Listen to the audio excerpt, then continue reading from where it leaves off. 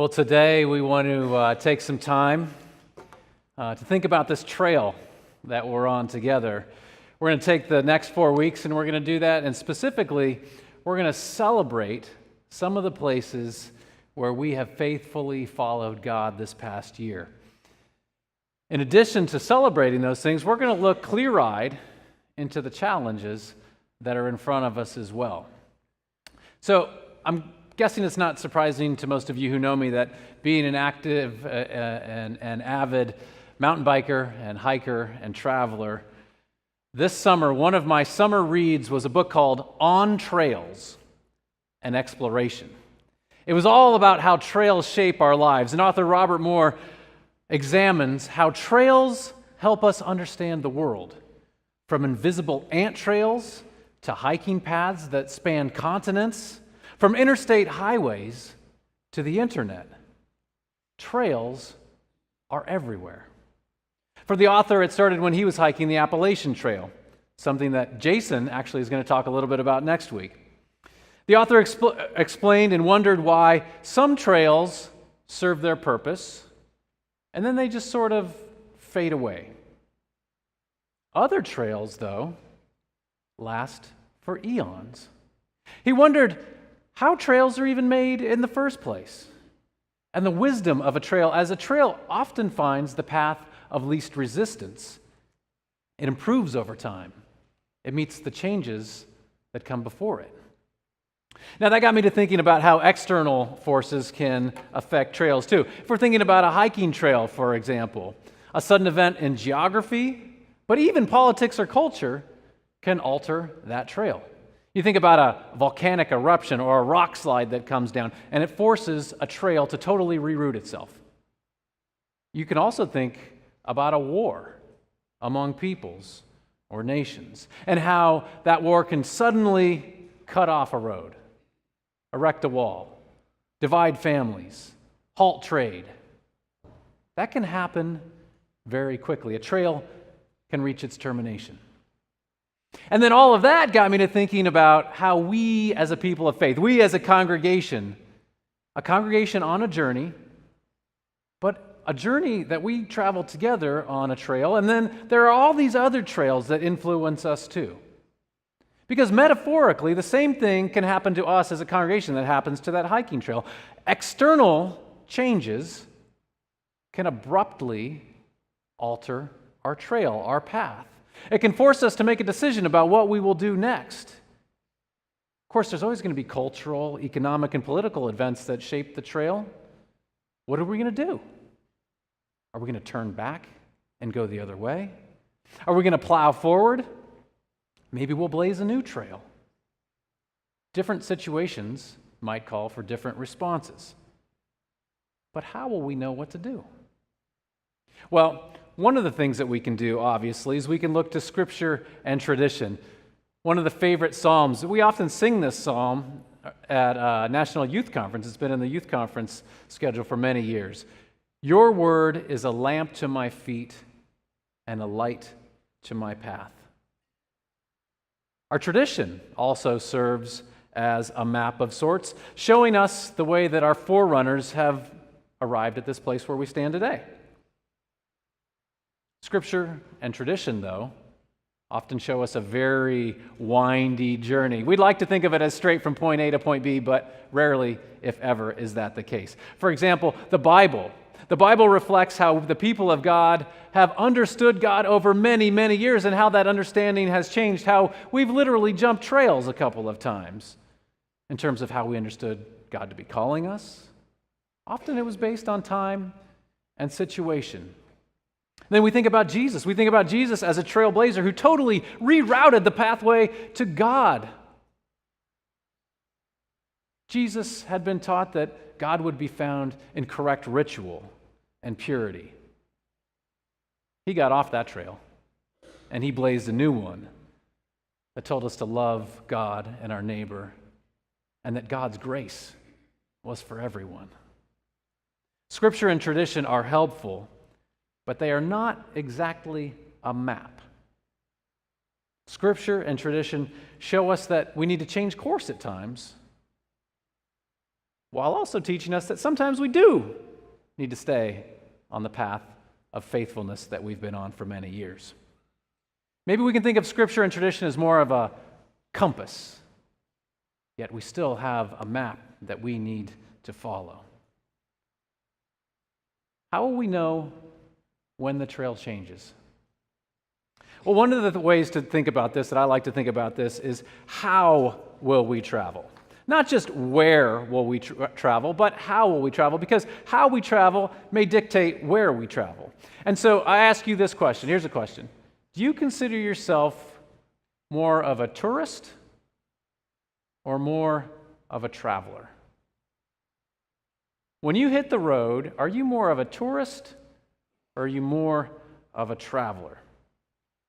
Now, my definition goes a little something like this. If you describe yourself as a tourist, please don't take offense to this. On a trip abroad, for example, a tourist stays in the vehicle at all times, right? Only eats at the hotel, wonders aloud why locals do things the way they do things, but never actually stops to think about asking a local why they do things the way they do things. Tourists are more interested in the photo that they can post on their Facebook page than the actual experience itself. Tourists stick to the itinerary, and they're often paralyzed when the itinerary changes or plans go awry. Now, travelers, on the other hand, embrace the journey. Travelers, no matter what the journey holds, are willing to roll with the way the trip is going. They get out of the car, they engage the locals, are genuinely interested in culture. They're ready to learn. They're ready to be taught. Travelers know that sometimes the best experiences on a trip happen when the itinerary goes sideways, when you are rerouted on the trail.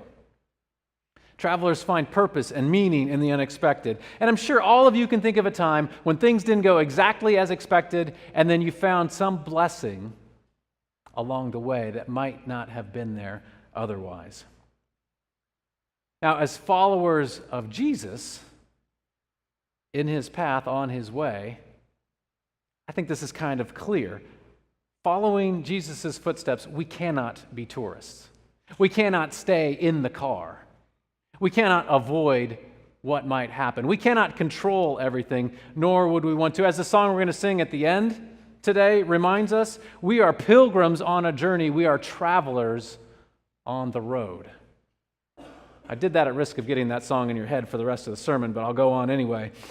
As travelers on Jesus' way, we know that things will not always happen like we think they're going to happen. Why would we think that things would start happening according to some itinerary now? Think about how many times the disciples were totally thrown off their game, confused, because things didn't go like like they thought Jesus was telling them they would go. The cross, that wasn't in the book. Resurrection, we didn't know that was coming. Well, here's where we get to the fun part. We, this last year as a congregation, have clearly been a group of people who are travelers and not tourists. We have been engaged and flexible and responding to what's been happening around us. Now, I want you to bear with me for a couple of moments here, because I want to recount many of the things, not all the things, I'm sure I'll forget some, and please remind me afterwards, many of the highlights of the last 12 months of this congregation. Because as travelers, we have been somewhere and we are clearly going somewhere. Remember with me here.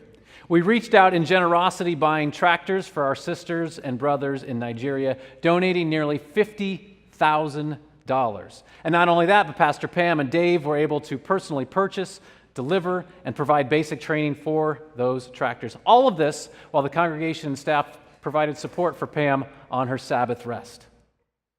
Now, incidentally, this $50,000 was on top of our regular giving that supports all of our ministries. Now, I want you to do me a favor. Every year this time, most years this time, we're running a little bit behind what the budget numbers say we should be. And I've been assuring our board that we're going to catch up at the end of the year like we usually do. Please don't make me a liar. All right? We donated that $50,000, and we still are running the ministries in this congregation, and it's a beautiful thing.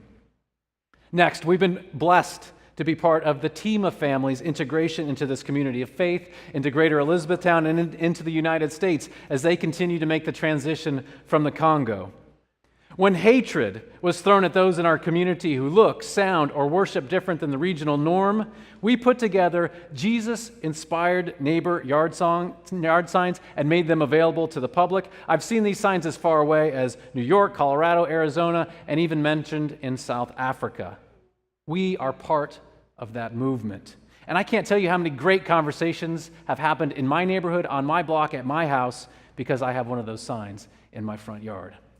Along those same lines, when letters of threat and hatred were sent to local synagogues and mosques, I know that seems like ancient history. That's been within the last 12 months.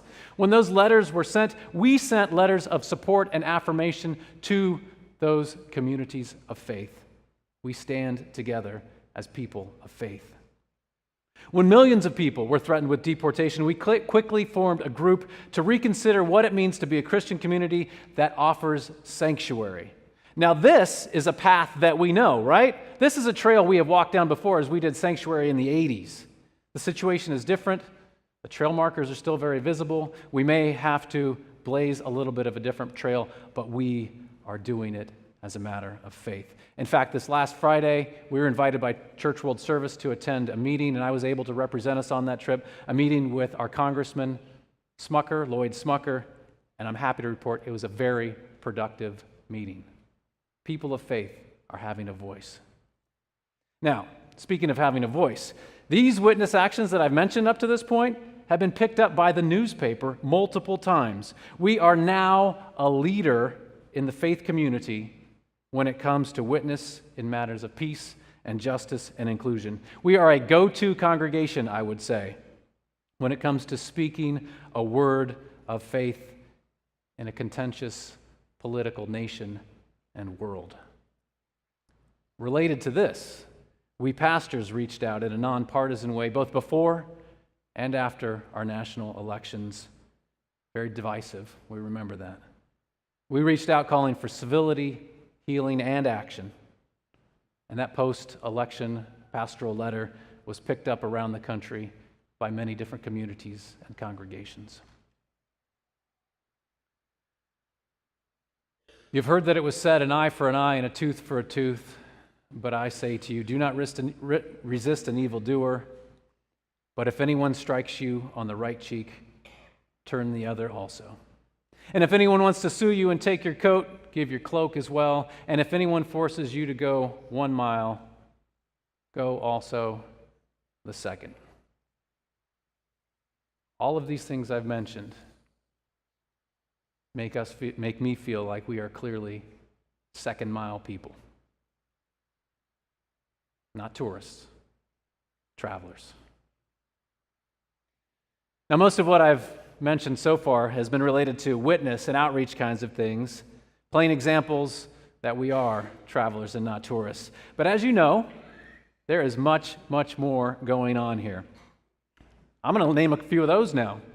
Our youth and advisors are hard at work fundraising and planning for the 2018 National Youth Conference that always inspires and challenges our youth. Several months ago, we hosted an anti-racism studies circle, a courageous act for those who participated, showing a willingness to look deep within themselves to be who they really want to be as followers of Jesus and people.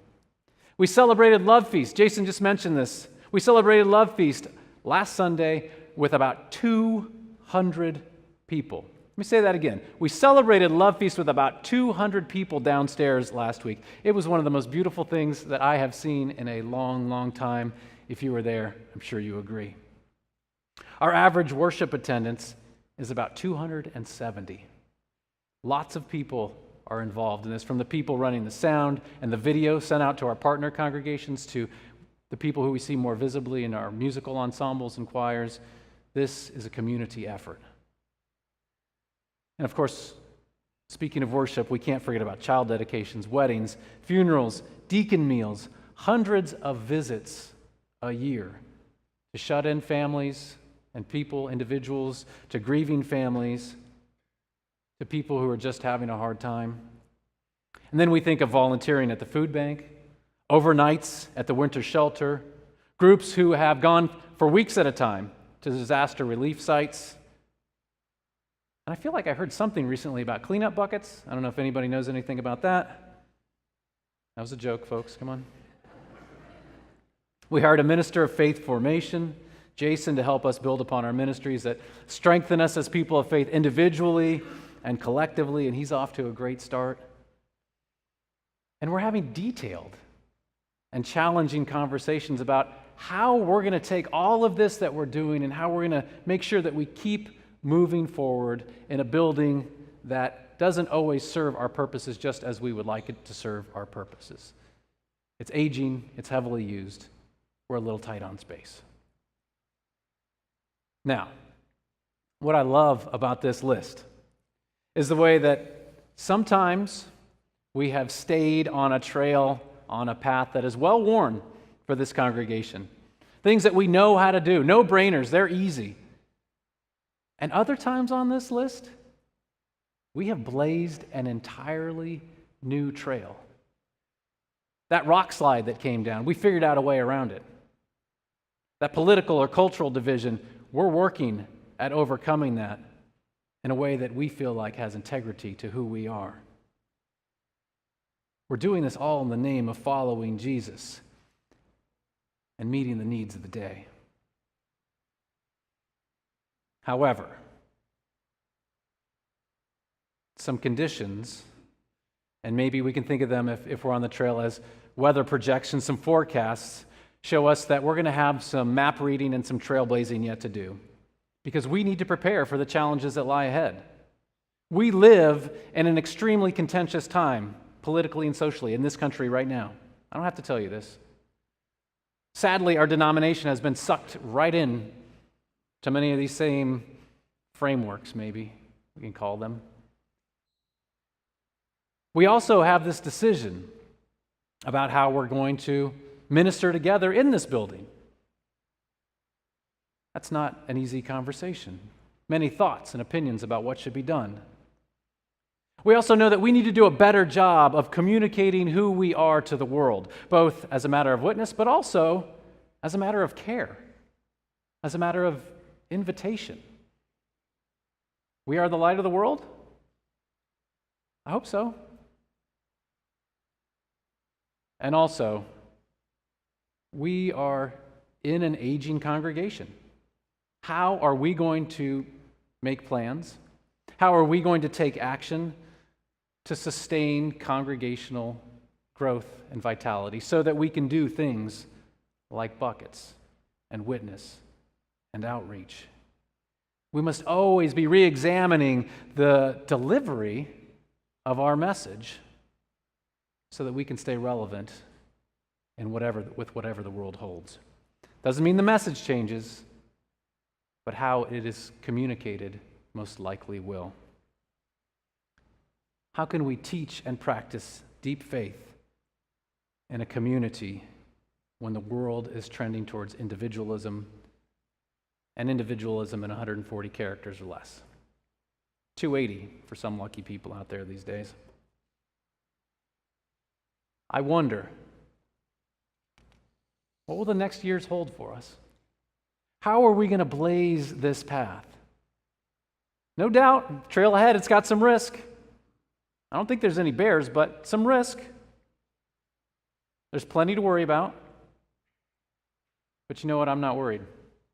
I'm not really worried, because I've seen time and again that in this congregation, we are willing to push right up that mountain, to be ever more faithful, to go another mile, to be second mile people even when we're tired, to rediscover spiritual paths that have grown over and been forgotten that need to be blazed anew, and also to blaze entirely new trails. I want to close with this from 2 Corinthians. So we are always confident, even though we know that while we are at home in the body, we are away from the Lord. For we walk by faith, not by sight. Yes, we do have confidence. Yes, we do have confidence. And I think we have just the right trail mix to get going. Let's stand and sing together.